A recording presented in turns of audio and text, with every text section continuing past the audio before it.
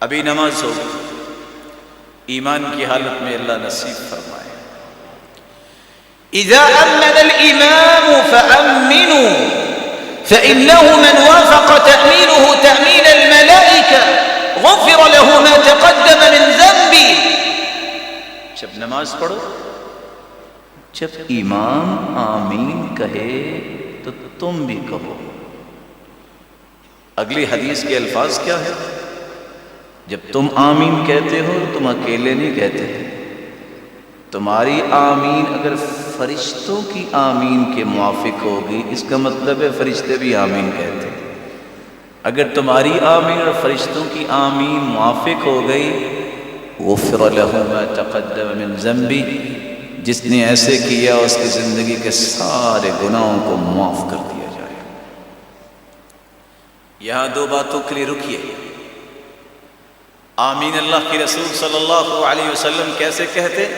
رفع بها صوته، مد بها صوته، آپ آمین کہتے ہوئے آواز کو بلند کرتے، آواز کو لمبا کرتے۔ دو روایتیں۔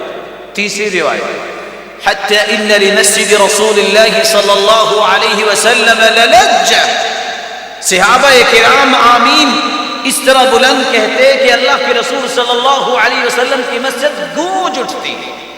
اور یہاں ایک بات سمجھنے کے لائق ہے، گونج اور شور میں فرق ہے۔ گونج اس وقت ہوتی ہے جب سب کے سب ایک ہی وقت میں آمین کریں، اور شور اس وقت محسوس ہوگا جب کوئی پہلے کہہ رہا ہے، جب وہ ختم کر گیا کوئی دوسرا شروع کر دے۔ نہیں، اس میں بھی ترتیب ہے۔ امام آمین کہہ دے پھر تم کہو، یا امام کے ساتھ بھی کہہ سکتے ہیں۔ ما حسدتكم اليهود على شيء ما حسدتكم على السلام والتأمين۔ یہودیوں کو سب سے زیادہ دکھ اور حسد صرف دو باتوں پہ ہوتا ہے۔ کن کو دکھ ہوتا ہے؟ یہودیوں کو۔ اس کا مطلب ہے مومنوں کو دکھ نہیں ہونا چاہیے۔ کن دو باتوں پہ؟ جب تم سلام کہتے ہو آپس میں، جب تم آمین کہتے ہو۔ سلام کہتے ہو تو یہودیوں کو دکھ کیوں ہوتا ہے؟ السلام علیکم ورحمۃ اللہ وبرکاتہ، اے میرے مسلمان بھائی تجھے اللہ سلامت رکھے، تیرے اہل و عیال کو سلامت رکھے، تیرے کاروبار کو سلامت رکھے، تجھ پہ رحمتوں کی برکھا برسائے، تجھے برکتوں سے نوازے۔ اتنی پیاری دعا جب مسلمان کو دیتا ہے تو یہودی جل جاتا ہے، اس کو رحمتیں مل گئی۔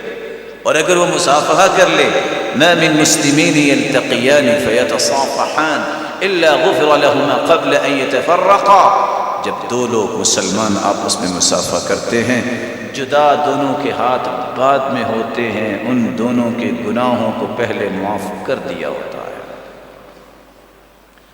اور دوسری، جب تم آمین کہتے ہو، یہ آمین کا معنی کیا ہے؟ ایک دعا میں اور آپ مانگتے ہیں،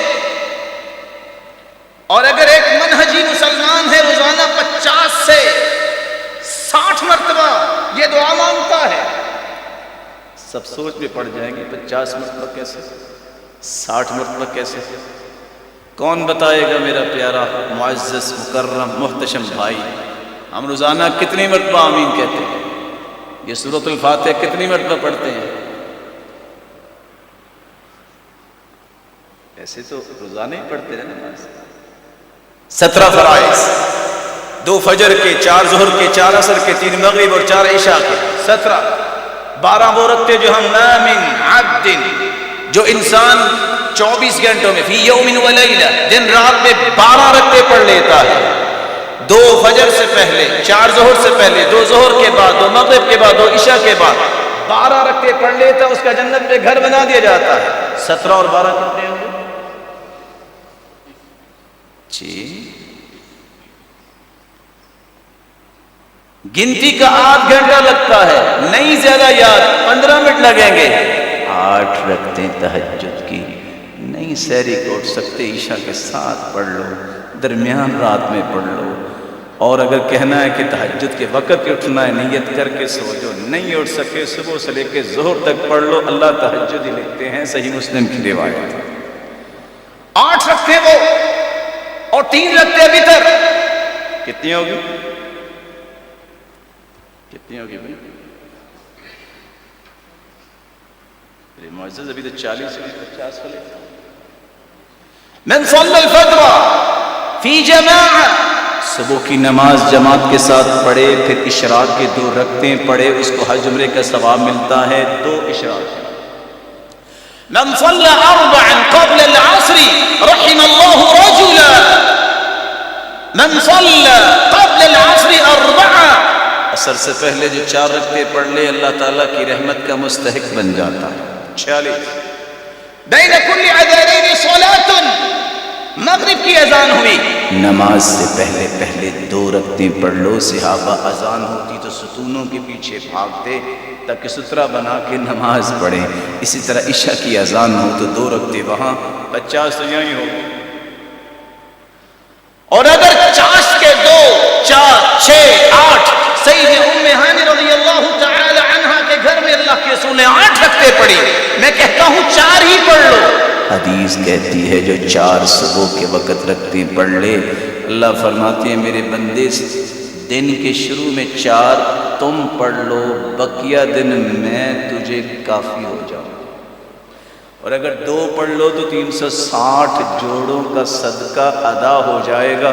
امیر ترین انسان بھی 360 جوڑوں کا صدقہ روزانہ ادا کیسے کرتا ہے؟ بچپن سے لے کے موت تک۔ لیکن 2 رکعتیں اگر چاشت کی ضحیٰ کی پڑھ لے تو اس کے ان جوڑوں کا صدقہ ادا ہو جاتا ہے۔ 56 اور اگر 2 رکعتیں رسول اللہ صلی اللہ علیہ وسلم کی سکھائی ہوئی سیدنا بلال کو، ما توضأت الا وصليت عنده ركعتين، بلال میں جنت میں گیا اور آگے آگے تیرے چلنے کی آہٹ سنائی دی، وہ کیا عمل کرتے ہو؟ کہ اللہ کے رسول آپ نے سکھایا، میں ہر وقت باوضو رہتا ہوں، جب بے وضو ہوتا ہوں تو وضو کر لیتا ہوں، جب وضو کرتا ہوں تو 2 رکعتیں پڑھ لیتا ہوں، چلتے زمین پہ ہیں قدموں کی آہٹ جنت میں سنائی دیتی۔ صلاۃ الحاجہ، صلاۃ التوبہ، گناہ مجھ سے بھی ہوتے ہیں، آپ سے بھی ہو سکتا ہے ہوتے ہوں، جو شخص اچھا وضو کرے 2 رکعتیں پڑھ لے، صرف اللہ کی طرف توجہ ہو، لا یسہو فیہما، اس میں کوئی اور سوچ نہ سوچے، لا یحدث فیہما نفسہ۔ دوسری حدیث میں آتا ہے دل سے بات کوئی نہ کرے، رب سے ہم کلام ہو۔ ایک تو اللہ سارے گناہوں کو معاف کر دیں گے، یہ کبھی توبہ کے کبھی صلاۃ الحاجہ کو ضرورت ہے تو 2 رکعتیں پڑھ کے دعا بھی کرنی چاہیے۔ اگر یہ انسان کر لے تو یہ 60 رکعتیں بن جاتی ہیں، بلکہ اللہ کے رسول سفر میں جاتے تو 2 رکعتیں پڑھ کے جاتے، جب لمبا سفر ہوتا واپس آتے تو پھر بھی 2 رکعتیں پڑھا کرتے تھے۔ میں نے صرف چھوٹا سا اسکیچ پیش کیا ہے کہ بندہ مومن 50 مرتبہ تقریباً روزانہ یہ دعا کرتا ہے، اہدنا الصراط المستقیم، اللہ مجھے صراط مستقیم دے دے، دعا کرتا ہے۔ صراط الذین انعمت علیہم، اللہ ان لوگوں کا صراط مستقیم جن پر تیرا انعام ہوا۔ انعام کن پر ہوا؟ اولئک الذین انعم اللہ علیہم من النبیین والصدیقین والشہداء والصالحین وحسن اولئک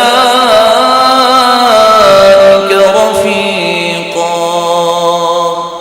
اللہ تجھ سے انبیاء کا راستہ مانگتے ہیں، صدیقین کا راستہ مانگتے ہیں، شہداء کا راستہ مانگتے ہیں، صالحین کا راستہ مانگتے ہیں۔ اس سے بڑی صحبت کون سی ہو سکتی ہے؟